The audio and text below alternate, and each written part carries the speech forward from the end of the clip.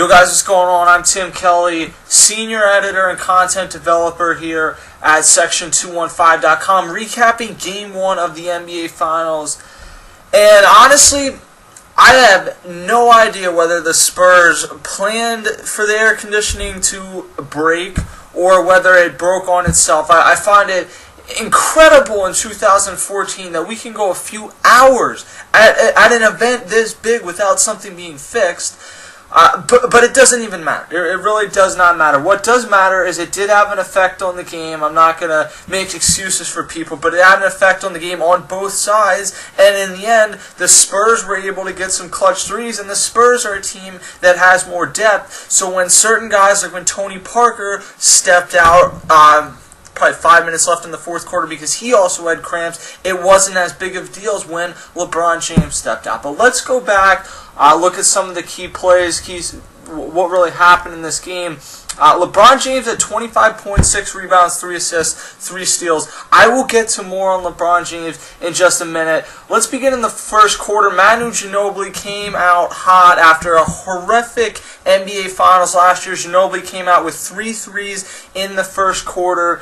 And then in the second quarter, he dipped down and went 0 for 3. And it was pretty interesting because Ray Allen actually came out in the second quarter off the bench, hit the first 3 threes like Ginobili, and then followed that up by missing the next 3. And it became a game of runs in the second, with the Spurs clearly moving the ball better, playing better defense than the Heat. What really saved the Heat, again, was that Ray Allen came in and was able to knock down some big threes. What was interesting to me in that quarter was that it became pretty evident that the Spurs weren't going to let LeBron beat them by shooting jumpers like he did last year, which I'm not necessarily sure I'm in agreement with, and he beat them rather by either taking a 3, which he hit a few threes in this game, or by getting the hoop, and he was more aggressive, especially in this first half when he had more energy, and for whatever reason, he was more aggressive in the first half, and I'm not sure that plays into the hands of the Spurs. So I think going into Game 2, they can't give him the type of leeway that they did last year, but you would much rather have LeBron James take a jumper than drive to the hoop, and I will think that 100 times out of 100, because you would think for Game 2 the air conditioning will be fixed. You would think in Miami he's going to get the benefit of the calls close to the hoop. You want LeBron James shooting jumpers, not shooting within the paint or getting to the hoop and dunking it or laying it up. That's not what you want.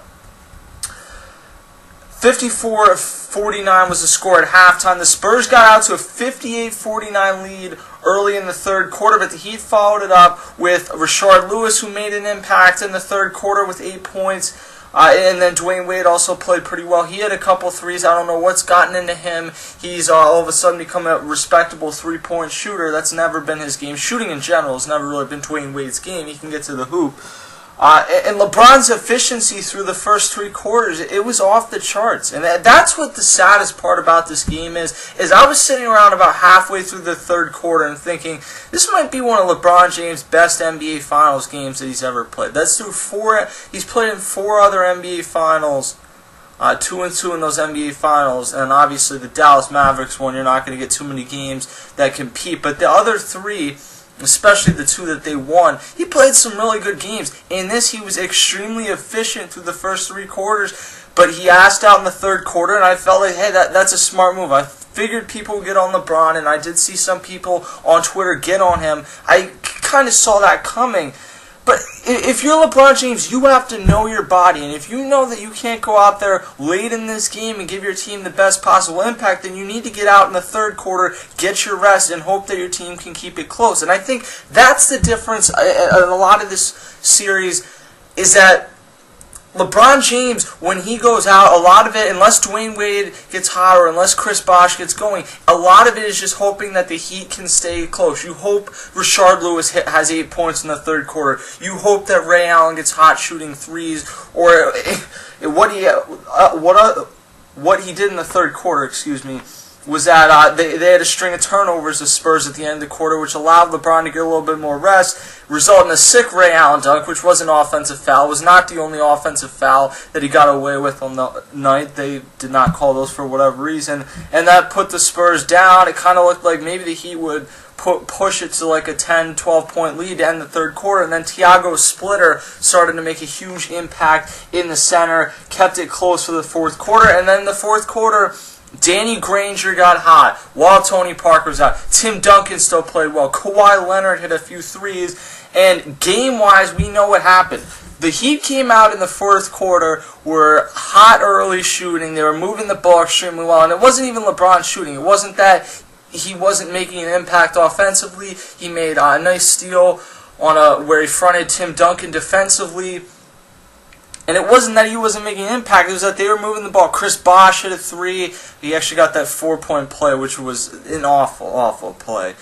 And I don't know why people gave him credit on that. I hate that rule. I think three-pointers, I'm starting to think you shouldn't even be allowed to have an and one on a three-pointer because I'm getting so sick of seeing the flopping on the threes. And I'm not an anti-flopping person. I'm not one of these people that sits on here and complains on every little ticky-tack flop. But my God, I can't stand watching guys fall over after they shoot a three.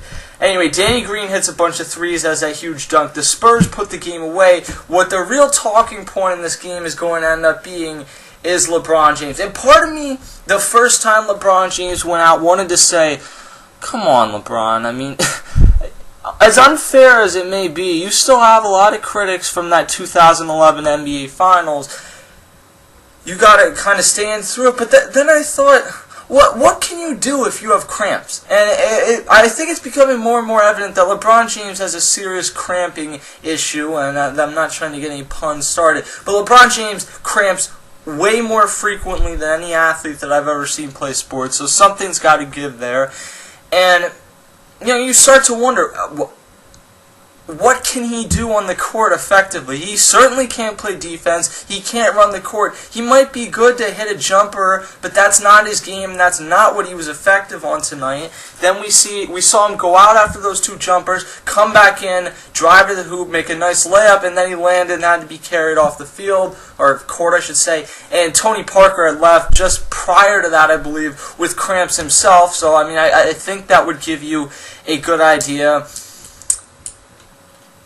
I don't know what people are going to say. Well, no, let me rephrase that. I know exactly what people are going to say about LeBron James. I'm not sure exactly what I believe. What I do know is the lamest narrative in sports at this point has become the LeBron doesn't want the big moment. This is a 4-time MVP, a consecutive back-to-back finals MVP that, yes, Ray Allen hit that 3 last year, but LeBron James led them back from a huge deficit in Game 6, had 36 points in Game 7. Are we really going to continue on this the LeBron doesn't want it campaign anymore? Because it's lame. It really is lame. It's uninformed, and it just sounds stupid. If I'm LeBron James after that second cramp, I'm still trying to get back out on the court. But I don't know what LeBron James is feeling, and there's a point where they go up by 10 points where if you're Eric Spoelstra and the Heat, you kind of just say it's not worth it. You're going to take criticism for it tomorrow for not going back in the game, but it really is not worth it. Would Michael Jordan have tried to play through the cramp? I don't know. Someone brought up to me, well, Michael Jordan played through the flu, LeBron James should be able to play through cramps, and look, I'm not downplaying the flu at all, because to do what Michael Jordan did with the flu, it's incredible. And, it's part of me sometimes wonders if he didn't milk that a little bit. But I'm sure he was very sick, and I'm sure it was extremely hard. I've watched the game numerous times. But I'm sure if you're in Michael Jordan's body, it was very difficult for him to do what he did. I'm not trying to discredit that. But it's not this huge pain in your leg that stops you from physically running. Your body is worn down, which, you look at LeBron James, and it got old that we continue to have to see, LeBron James looks so tired. But LeBron James, when they flashed that camera on him, did not look healthy. So, I don't know what it is. I'm not going to tune into sports radio tomorrow to hear everyone overreact, because as was pointed out to me, and I actually was going to point this out, this was pointed out to me when the Spurs were down big early in the fourth quarter, and I'm just thinking, well, the Heat lost Game 1 and Game 1 2 years ago to the Thunder and Game 1 last year to the Spurs.